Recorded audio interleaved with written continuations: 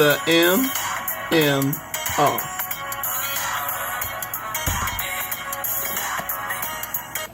Mini movie review. Hey again, you guys. As you guys just saw, this is the MMR show from FJB. Just a quick personal shout outs before I get started with this this review of Monster Trucks, which we're doing today, a kids film. My son said he wanted to see it, so I figured why not and review it and give it a score. For one, I would like to shout out to my wife who made those beautiful introduction cards. She was horrified at my drawing of the last ones. Look, I promise y'all, I had a set, but I got them dirty and messed them up, so I couldn't use them. So I just kind of threw something together and threw it on because I wanted to get something out that day. But my wife took the time. She put a little bit of illustration on it. I love how the cards came out. They're beautiful. I'm going to use them for the next few episodes until I go. I'm going to try and get high tech, try and get an actual opening for this show. Also, another personal shout out I want to give to Gene. Brother, you know who you are, man. You know, in a small way, you've motivated me to really, really want to keep this show going, especially because this is something I'm really passionate about. And I've crashed your show many a times on the What Happens When or What Happens Now podcast. What Happens When podcast. Anyway, y'all should check out Gene.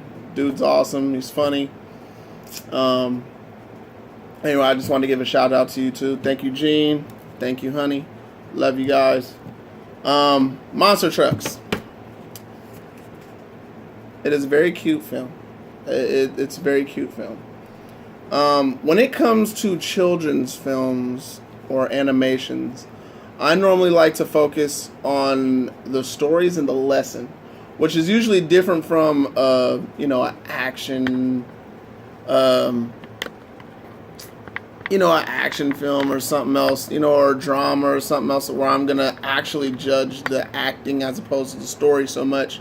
So when it comes to animations or kids movies, I'm going to judge the story and the examples that you guys are really putting in our children's heads. Again, spoiler alert if you haven't seen it. This movie is going to take you to a very interesting topic that we all have to deal with today, and that's accepting people for who they are and what they look like, and just accepting them for them. The main character, Trip, who's played by Lucas Till, befriended a monster, if you want to take the metaphor, and they didn't use it as a metaphor, they meant it literally. He befriended a monster who was seemingly damaging things around him just because he didn't know his environment. Again, say you have another kid who comes in and he doesn't necessarily flow right with the other kids. He may rub people the wrong way, so to speak. So that's what this monster was doing. He was rubbing people the wrong way. And he was doing things really that he wasn't supposed to do. But then again, he didn't know because he was out of his environment. He was different.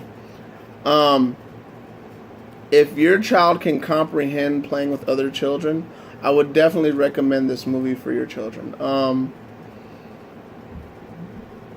The leading lady, these are the only two, the leading male and the leading lady are the only one I'm going to judge. Lucas Till, it's really hard when you try to play emotions off of somebody that's actually not standing in front of you. When you're in something that's computer generated and you have to come up on the spot, kind of like a one-man show, it's hard to really gauge where they're gathering their emotion from. But when you see his face emotions, he hit more than 70% of what he was supposed to hit. There was a couple things here and there he missed. The emotion gestures were all there with the girl, the love interest, that was there. With the taking on the friend role and being that guy who steps in. When you befriend somebody, and you got to be a real strong person about it because you don't like to see people bullied or see people lonely. He took that role on and he did really well. So I gave him 7 M's out of 10. And again, if you guys don't know what M's are, they're my movements. They're my, like I said, Rotten Tomatoes got tomatoes. People got stars. I like to use M's, because there's so many M's that magnify what people do in film. So I like the M's. And the leading lady.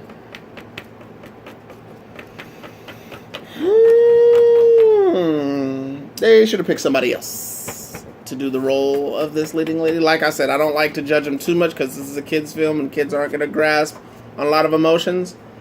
But normally when you try to play a character, you want to play it a little bit better than that. I gave her a 3.9 out of 10. I didn't buy her for any second on being the smart one. I didn't buy her as being a acceptable love interest. If I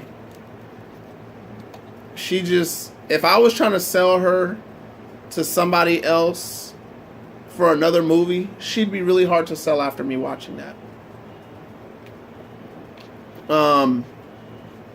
Underrated performances. Again, this is a kid's film. And in this one, I didn't have one. And for animations, I'm not going to have one. So any cartoon movies, I'm not going to have an underrated performance. Voices go a long way in telling a story. Now, my on-screen shout-out, cameo, so to speak. Danny Glover in a wheelchair, man. Honestly, it was one of those things where he didn't have a strong role. He was just there in the film. He put a name to the film, which happens in a lot of films. Man, if y'all ain't seen Lethal Weapon, like, if Lethal Weapon is not one of your most favorite action films, go kick rocks. Danny Glover is awesome. And seeing him play a wheelchair, never seen him do that before, so that was a nice, interesting aspect. Danny Glover, you're now challenging Denzel Washington.